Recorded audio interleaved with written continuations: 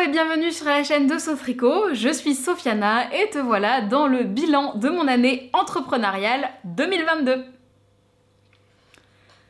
Cette année, j'avais envie de terminer les bilans par le bilan de mon année professionnelle. Première fois que je fais ça sur la chaîne, mais je trouvais ça important puisque je te parle de plus en plus des coulisses justement de Sotricot. Alors pour rappel, Sotricot, c'est mon entreprise en général, donc ça comprend cette chaîne YouTube, mes réseaux sociaux, mais aussi mon job à temps plein aujourd'hui qui est de donner des cours, donc de transmettre mon savoir-faire en tricot, crochet, broderie et couture, et également de proposer sur mon site internet des guides numériques et des patrons sur ces loisirs-là. Je remets les choses dans leur contexte si jamais tu n'étais pas au courant de tout ce que je faisais avec cette entreprise. Donc Sotricot, c'est son petit nom, et j'ai lancé mon entreprise en 2018, donc ça commence à faire quelques années, et j'ai envie de te faire le bilan de cette année sur cette chaîne, parce que ça fait partie du coup des thèmes que j'aborde ici, et je trouvais ça intéressant d'essayer de prendre du recul sur cette année et de te le transmettre de manière la plus transparente possible. Alors je sais que ça intéressera pas forcément tout le monde, mais moi ça me fait plaisir de le faire et je pense que ce serait intéressant de regarder ça l'année prochaine.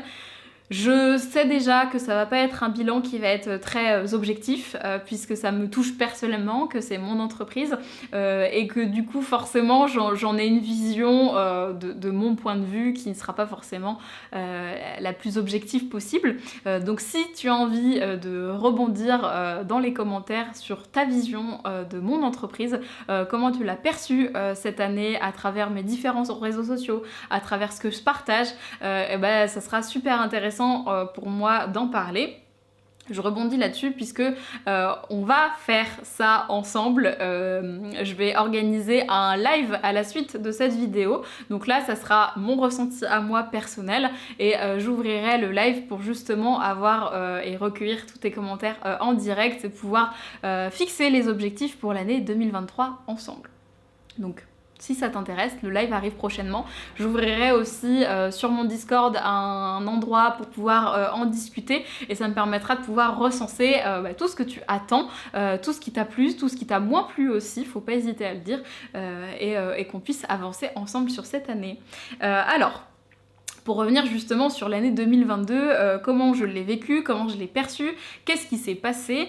Alors pour commencer, l'année 2022, c'est la première année depuis un petit moment que je suis à 100% sur Sotricot. L'année précédente, j'étais en service civique une grosse partie de l'année, donc j'avais les deux casquettes à manier. L'entreprise plus le service civique. Cette année, j'ai eu la chance de pouvoir faire mon année complète en tant que indépendant à 100% et ça a changé quand même pas mal de choses. Ce que ça a changé, c'est que c'est un an consacré à cette entreprise, un an après Covid.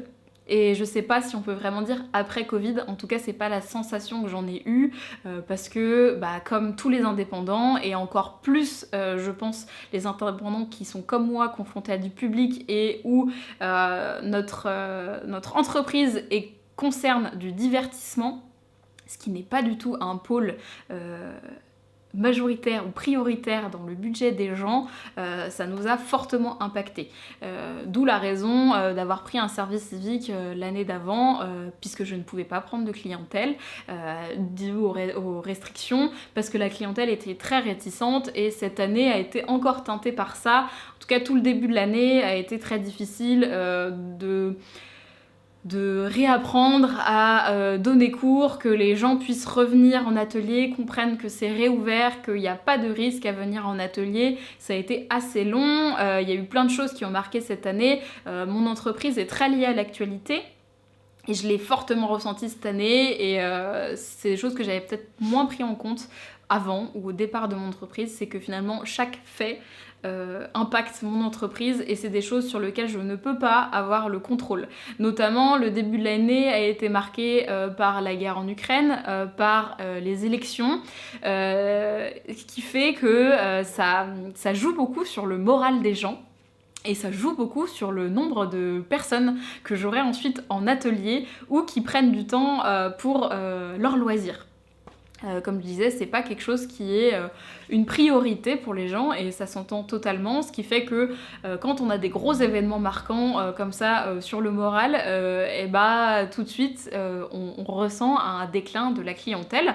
Ça a été marqué sur la fin de l'année, pareil, parce qu'il y a eu l'inflation, ce qui fait que tout augmente et on le voit hein, même dans l'univers du loisir créatif, le coton a augmenté, ce qui fait que pour ce qui est couture, pour ce qui est crochet, c'est plus cher, la laine a augmenté et donc ça impacte le budget de la clientèle et ça impacte également les fournitures. Et ça, je l'avais moins pris en compte et je pense qu'on est dans une période qui est quand même assez difficile en termes d'actualité et ça a teinté mon année. Donc ça a beaucoup fait le yo-yo et ça a aussi impacté mon moral personnel parce que forcément retour de Covid qui a été quand même assez difficile, de relancer son entreprise, c'est se poser beaucoup de questions et je pense que cette année-là ça a été beaucoup de remise en question pour ce tricot. Vers quoi je vais, qu'est-ce que je propose aux gens, est-ce que c'est encore viable, est-ce qu'il y aura toujours de la clientèle pour les cours puisque du coup mon plus gros chiffre d'affaires est apporté par la transmission de mon savoir-faire, donc les cours que je donne en physique ou en cours particulier et les cours en visio. J'ai quand même beaucoup moins de demandes en visio maintenant que le Covid est terminé, mais le gros de mon chiffre d'affaires est sur les cours et le fait que c'est fait le yo-yo comme ça, je me suis beaucoup posé la question de comment faire pour faire en sorte que mon activité soit toujours viable et soit toujours intéressante et que pour les personnes qui ne seraient pas forcément nantais et qui auraient envie d'apprendre avec moi puissent découvrir mon travail. Donc j'ai fait beaucoup de yo-yo comme ça. Je me suis sincèrement posé la question cet été de est-ce que je continue, en tout cas est-ce que je continue à temps plein ou est-ce que je reprends un job. Ça a été aussi la raison du fait que je passe mon CAP. Je l'ai passé pour questions personnelles mais aussi questions professionnelles parce que je me suis dit qu'avoir un diplôme dans le secteur que je pratique aujourd'hui, ça donne confiance aussi à la clientèle d'avoir quelqu'un en face qui a un diplôme d'état et pas juste autodidacte ou du loisir. En France on est très catégorie diplôme, on fait confiance, etc. Alors on en pense qu'on en veut, mais ça n'empêche que j'ai eu des demandes dans ce sens et que je me suis dit que si jamais Sautricot ne pouvait pas continuer ou ne pouvait pas continuer à temps plein, j'aurais un diplôme de couture qui me permettrait de pouvoir me réorienter par la suite puisqu'à la base j'ai un BTS audiovisuel et que je n'ai pas pratiqué et je n'ai pas été intermittente du spectacle depuis quasiment le début de ma sortie d'études, donc je sais que ça sera très dur de retourner dans le système même si c'est quasiment impossible. Donc il y a eu ce questionnement de comment on fait, c'est quoi l'après, qu'est-ce que je peux faire, comment je vais le faire, est-ce que les gens seront au rendez-vous, etc. Ça a été très long. J'ai commencé l'année par le louer des locaux. Donc j'ai loué 2 locaux pour pouvoir donner mes cours pour essayer de m'affranchir un petit peu des merceries parce qu'avant je donnais beaucoup de cours dans les merceries du coin, donc que ce soit dans Nantes ou ses alentours, mais la relation est toujours un petit peu particulière, c'est pas des choses qui sont sous mon enseigne, c'est pas des choses qui sont sous mon toit, et donc on attend de moi des choses qui me convenaient pas forcément ou plus forcément, et j'avais envie de faire les choses en mon nom, et comme je le fais ici sur YouTube, avec mes valeurs, les choses qui pour moi sont importantes, et j'ai fait le choix de commencer à louer un local, donc c'était... alors je loue le local à chaque séance, hein, je n'ai pas acheté, il y a des gens qui ont cru que j'avais acheté ou que je louais de manière perpétuelle, c'est pas le cas.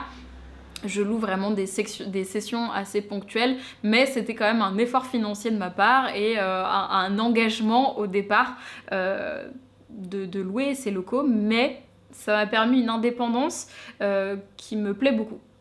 Au final, j'ai abandonné un des locaux parce que finalement, je trouvais que ça faisait beaucoup de dates, ça faisait beaucoup de choses à gérer. Peut-être que ça perdait les gens d'avoir 2 endroits différents, en plus de mon domicile chez qui je donne les cours particuliers. Donc je me suis dit que j'allais garder un seul local, celui avec qui j'avais dans lequel j'étais le plus à l'aise et avec qui j'avais la meilleure relation professionnelle avec la personne qui détient le local. Je pense que ça a été une bonne décision.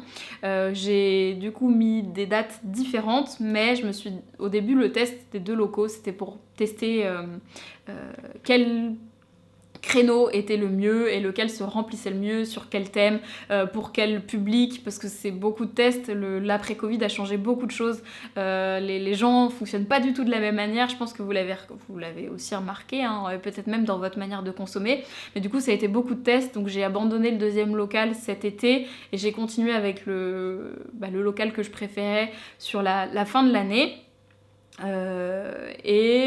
y a eu aussi des choses indépendantes de ma volonté, c'est qu'il y a plusieurs merceries qui ont fermé cette année, des merceries avec qui je fermais. Alors depuis le début de mon entreprise, il y a eu beaucoup d'entreprises qui ont fermé, malheureusement, des entreprises avec qui je m'entendais bien, avec qui j'aimais travailler et qui ont fermé au fur et à mesure parce que la conjoncture est pas simple, hein, il faut se le dire.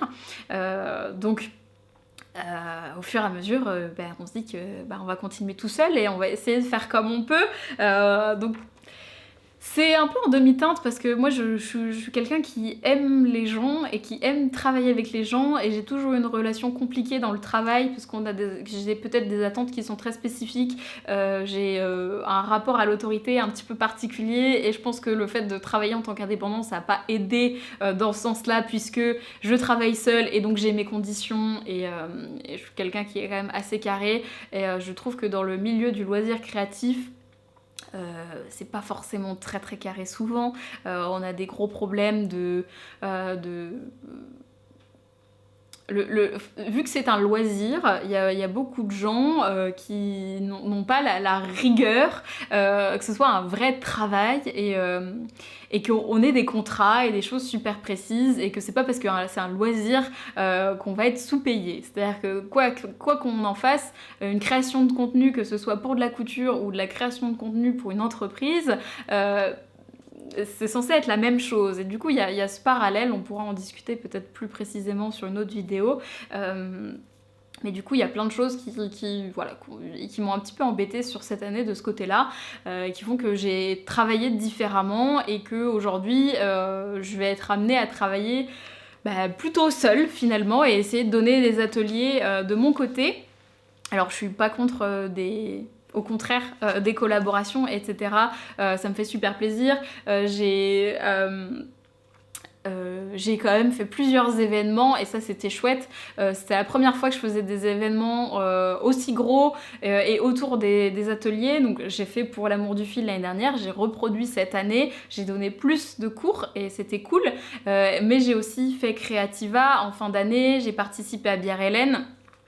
Donc j'ai fait plus, j'ai été à l'Aiguille en fait aussi, donc j'ai fait plus d'événements, ce qui était chouette. Je pense que ça a permis aussi de faire en sorte de me connaître mieux, en tout cas de manière locale, et c'était hyper intéressant. Donc là, les événements, c'est une chose que j'ai envie de refaire et que j'ai envie de continuer, parce que le contact direct avec les gens est toujours hyper important. C'est pour ça que je donne les ateliers, mais c'est aussi des gens qui des fois sont pas forcément familiers avec le loisir créatif ou avec les loisirs que je pratique, qui ont une vision des fois un peu désuète de ce qu'est le tricot, et moi j'ai vraiment cette passion de faire en sorte de montrer aux gens que ça reste une technique, et que le moderne, c'est ce qu'on en fait de cette technique. Donc les événements, ça a été des beaux moments dans cette année 2022, des belles surprises aussi. Alors c'est très stressant, c'est fatigant, c'est assez spécial parce qu'on sait jamais trop à qui on va avoir affaire, comment on se confronte. Il y a beaucoup de préparation aussi en amont, de communication, de préparer les ateliers, d'acheter les fournitures, etc. Mais c'est une effervescence que j'aime beaucoup, et que je pense reproduire dans l'année à venir, si l'occasion s'y prête. Donc voilà, pour les gros événements marquants. Autre événement marquant aussi, du coup, le passage de mon CAP, qui a été une grosse période, mais je t'en ai parlé dans le bilan couture. Encore une fois, si tu veux un petit peu plus de détails sur le passage de mon CAP, mais ça a été quand même 6 mois de mon année, mine de rien.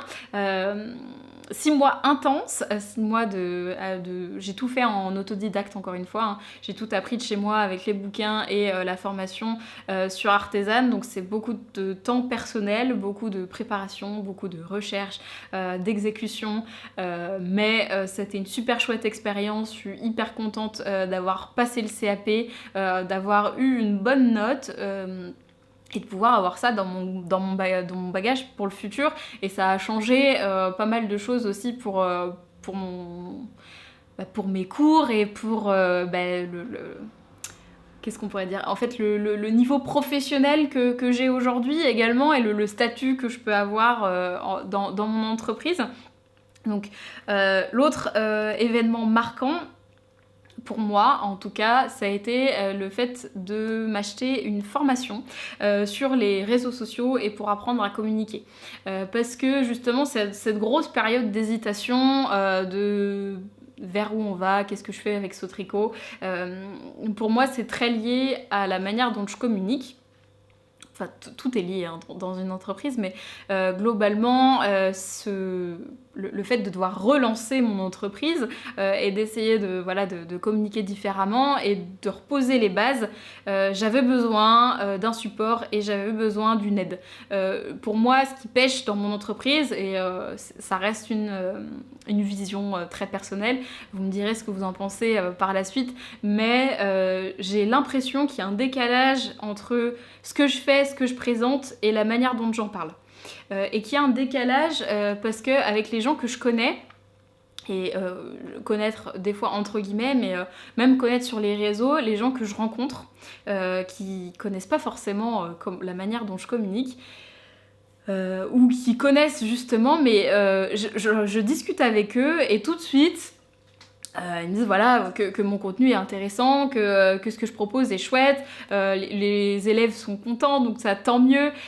Et au final, quand je leur dis voilà, j'ai tant d'abonnés sur Instagram, ou j'ai tant d'abonnés sur YouTube, ou là j'ai pas eu de personnes sur ce cours-là, sur ce sujet, alors que c'est des sujets qui sont très attendus, ça surprend. Les gens se disent ah bon, t'as pas plus que ça, t'es pas plus connu que ça.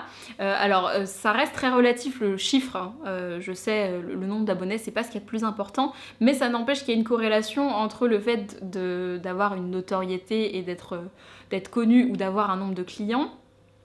Je sais bien que le nombre d'abonnés, c'est pas ce qu'il y a de plus important, ça va être l'engagement et le retour qu'on a, mais ce qui en ressort quand je fais les sondages sur Instagram, etc., c'est bien que même si les personnes me suivent, elles voient pas tout l'étendue du travail que je fais. Ce qui fait qu'il y a bien une différence entre la communication que je fais et la réalité de mon travail. Et que les personnes qui me connaissent, qui sont surpris que je sois pas plus connue que ça, dans mon sens et la manière dont je le perçois, c'est qu'en fait le contenu que je propose est un contenu de qualité, mais il est mal vendu. Je le vois comme ça. C'est que les élèves qui trouvent mon guide numérique à la fin de leur atelier sont hyper contents. J'ai des retours comme quoi, voilà, ils ont réussi à tricoter après 100 mois et qu'ils ont pu faire tel ou tel projet. C'est bien que la méthode fonctionne. Et pourtant, ce sont des produits qui ne sont pas extrêmement vendus sur ma boutique. Je trouve ça dommage. Et je me suis remis en question là-dessus parce que je crois au contenu que je propose et je suis convaincue que je suis pas la seule à être dans cette démarche et à partager les valeurs que j'ai aujourd'hui dans mon entreprise, et que c'est simplement la manière dont j'en parle et dont je communique qui fait que j'ai pas le retour que j'attends, ou que l'investissement que je mets dans tout ce contenu est pas perçu à la valeur qui devrait. Alors c'est peut-être hyper pompeux ce que je suis en train de dire, mais ça reste un bilan de mon entreprise, donc bon, voilà pour le retour, mais j'ai toujours eu du mal à communiquer.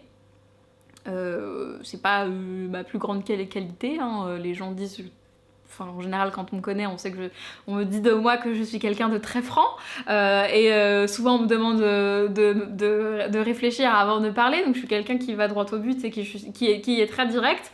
Donc voilà, dans la vie, c'est pas ma plus grande qualité, la communication, même si c'est une qualité d'être franc, je le sais, mais j'ai beaucoup travaillé là-dessus ces dernières années, oui c'est bien d'être franc, mais il y a toujours une manière de le dire.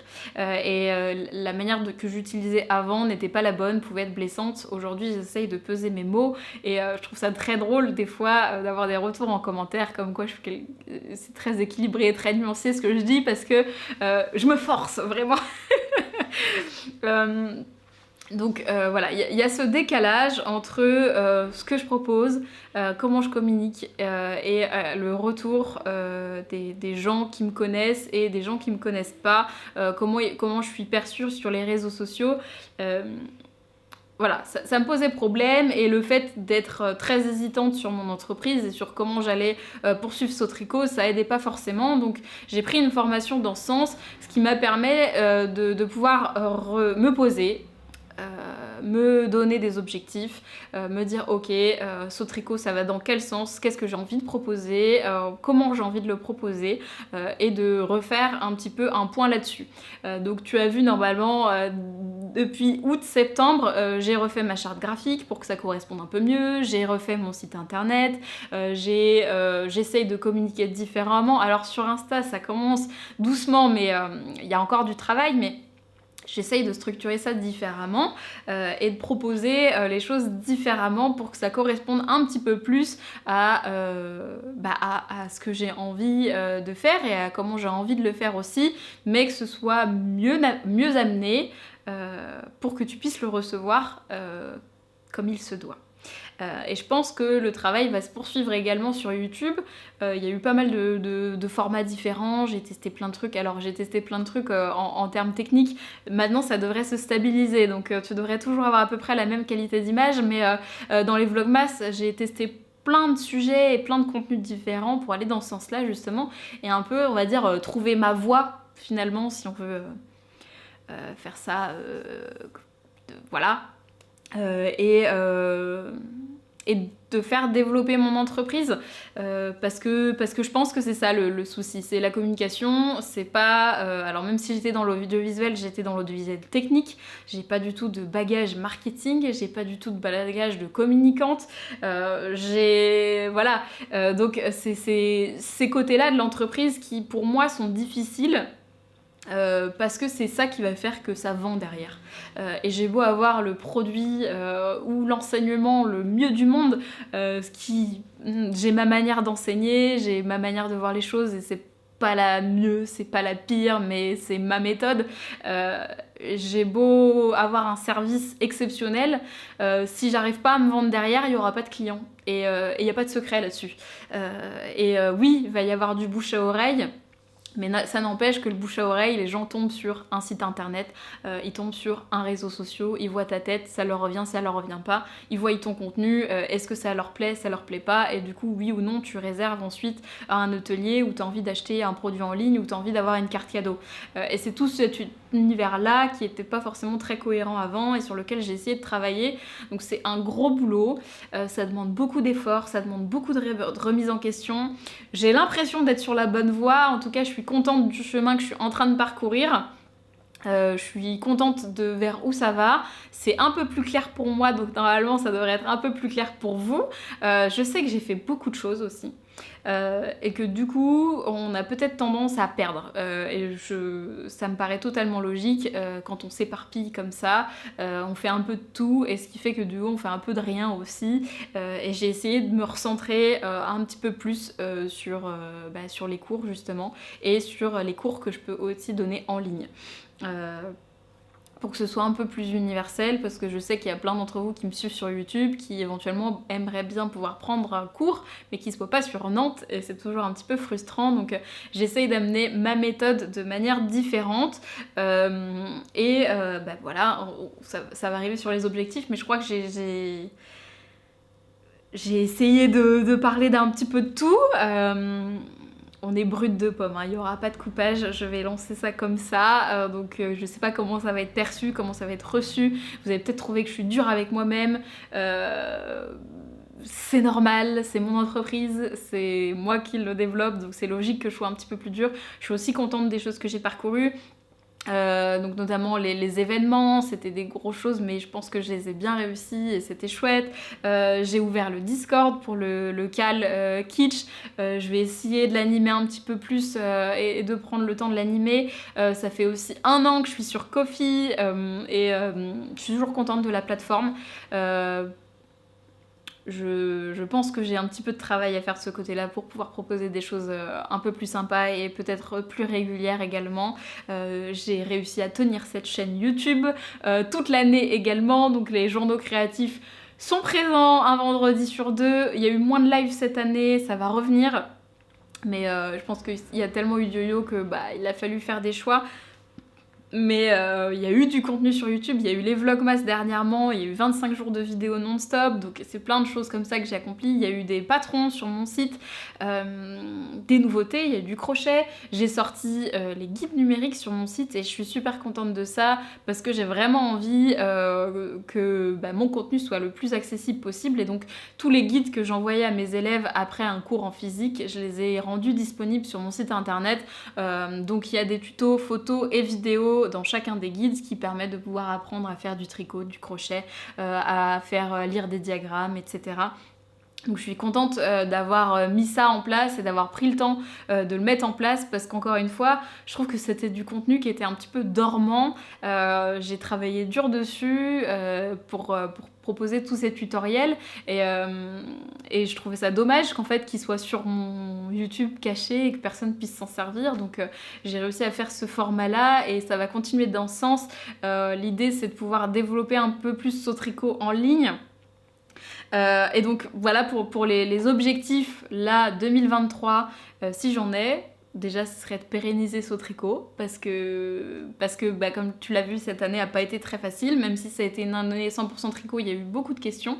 Que la fin de l'année a été bonne pour Sautricot et j'en suis contente et ça me soulage et en même temps ça me met un peu la pression parce que il y a eu du monde et j'en suis super contente. C'est l'hiver, les gens ont envie de tricoter, j'ai eu des élèves, j'ai eu plein de retours pour les cours particuliers et ça me fait vraiment plaisir. Et il n'y a pas que le plaisir, il y a aussi le financier, il faut pas se le cacher, ça reste une entreprise et comme tout le monde, il faut que je mange à la fin de l'année et que je déclare mes impôts.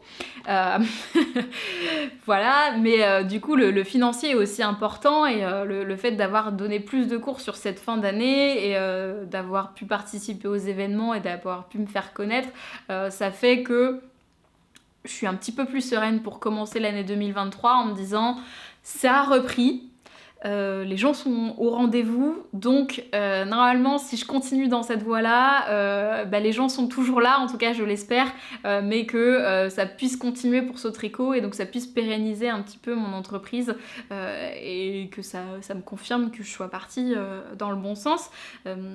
Mais du coup pour 2023, je vais continuer à proposer ces formats d'ateliers sur ces créneaux. Je vais mettre beaucoup plus de week-ends.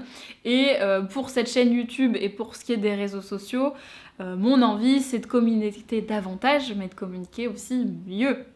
Et donc continuer sur cette formation, d'essayer d'être plus précise et de t'apporter des contenus qui seront plus intéressants pour toi, donc du contenu éducatif. J'ai envie de faire plus de vidéos. Là, sur YouTube, j'ai essayé de suivre tes conseils et je vais essayer, pour la moitié de l'année en tout cas, de différencier les contenus, donc de faire, à la place de faire le journal créatif comme je le faisais avant, avec tout de mélangé dedans, je vais essayer de faire une partie tricot, une partie couture, peut-être une partie Sautricot, peut-être voilà, plus de contenu un petit peu séparé comme ça, pour peut-être que tu t'y retrouves plus, peut-être que tu puisses faire le choix des contenus et de pas avoir tout dans un seul, si finalement ce que tu aimes suivre c'est simplement la couture. C'est vrai que moi dans mon idée à la base c'était que je suis cette personne, je fais tous ces loisirs là et du coup pour moi c'était on prend le package quoi. Moi je suis les gens comme ça, hein, qui fassent que de la couture, que du tricot ou plein de loisirs créatifs. Même si je suis pas hyper intéressée par la cuisine, je regarde la cuisine parce que j'aime suivre cette personne, mais j'ai bien compris que ça marchait pas forcément comme ça. Et que peut-être que de faire différemment, ça plaira davantage, et que les personnes qui me suivaient pour tout suivront tout le contenu et que les autres pourront piocher. Je vais tester ça. Je sais pas du tout ce que ça va donner, quel type de contenu ça va donner, mais ça permettra peut-être de faire des vidéos un peu plus régulières. Et sur des thèmes différents, donc notamment tout ce qui va être look, de te proposer plus de looks différents avec les pièces que j'ai cousues, avec les pièces que j'ai tricotées, peut-être te faire des vidéos d'inspiration sur des tenues, sur des projets que j'ai envie de faire, te faire des focus sur des fils, voilà, peut-être plus de contenu, plus différent, mais peut-être plus spécifique, et pareil sur les réseaux sociaux, donc sur Instagram ça sera comme ça aussi. Sur Ko-fi, ça sera toujours entrepreneurial. Je vais continuer là-dessus et je vais réouvrir le Discord pour qu'on puisse parler de plein de choses différentes. Parce que c'est chouette aussi de pouvoir communiquer à l'écrit. Donc les plateformes seront dédiées chacune à quelque chose, et ce sera peut-être plus facile pour toi de t'orienter là-dessus. Donc voilà pour ce bilan de cette année 2022 pour Sautricot, qui était en demi-teinte comme tu l'as vu, mais qui a eu des hauts et des bas, mais ça fait partie de l'entrepreneuriat, qui est lié aussi à l'actualité malheureusement. J'ai eu de la chance d'avoir une année 2022 personnelle chouette, donc l'entrepreneuriat... c'était pas très grave quand il y avait du moins bien, ça joue aussi, hein, forcément si on va moins bien dans sa vie, son entreprise peut pas suivre. Donc ça a été un petit peu le reflet de toute cette année-là, mais pour l'instant j'en tire du positif. Parce que je pense que j'arrive à rebondir, du moins c'est ce que je me dis, que j'ai des idées, ça c'est pas ce qui manque, donc tant qu'il y aura des idées, il pourra y avoir du Sautricot, ça je me fais aucun souci là-dessus. Maintenant c'est de savoir qu'est-ce qui va être formulé le mieux pour que ça puisse t'atteindre et t'intéresser, parce que c'est ça le but. Le mot d'ordre comme d'habitude pour moi c'est le partage, donc tout le contenu que je crée c'est pour que ça puisse t'aider au final. Donc je vais continuer sur cette voie-là. J'espère que tu continueras de me suivre toi aussi. N'hésite pas, si tu me suis depuis longtemps ou récemment, à me dire justement ce qui t'a plu, ce qui t'a moins plu. Comment tu perçois Sautricot, comment tu me perçois moi, parce que c'est toujours très rigolo de voir le rapport. Je sais qu'on n'a pas forcément le même rapport de Sophiana Sautricot, l'entreprise, Sophiana Sautricot, la personne, ou le loisir créatif, mais bon, tout ça c'est une seule et même personne. Donc j'espère que ça t'aura plu, d'avoir fait cette petite introspection dans mon bilan de l'année, que ça t'aura intéressé. Si c'est le cas, n'hésite pas à mettre un pouce bleu et à t'abonner pour la suite. Et puis moi je te dis à très vite sur les 10 référents réseaux sociaux, sur cette chaîne YouTube pour du contenu un petit peu différent de d'habitude, et pour cette année 2023 à venir.